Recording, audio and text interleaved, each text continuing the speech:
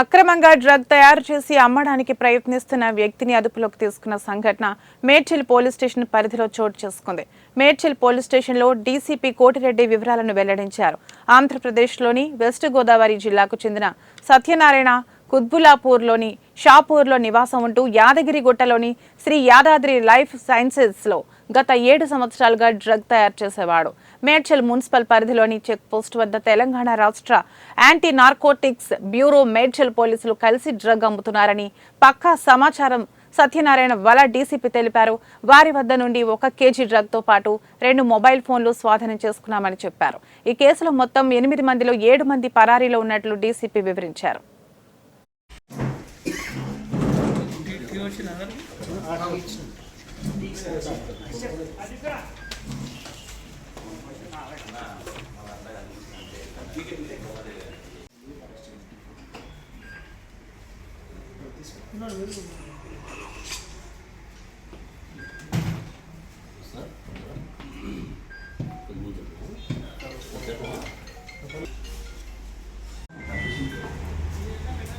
ఈరోజు మేడ్చల్ పోలీస్ మరియు TG NAB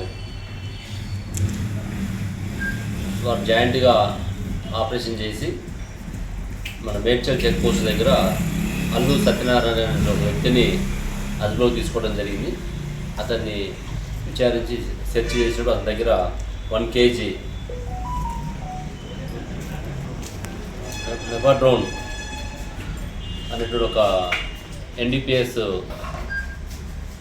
మెటీరియల్ని సీజ్ చేయడం జరిగింది. దీని కాస్ట్ సుమారుగా 40 నుంచి 50 లక్షల వరకు ఉంటుంది. అది ఇందులో అల్లు సత్యనారాయణతో పాటు మొత్తం 7 మెంబర్స్ని నేరస్తుగా చూపించడం జరుగుతుంది.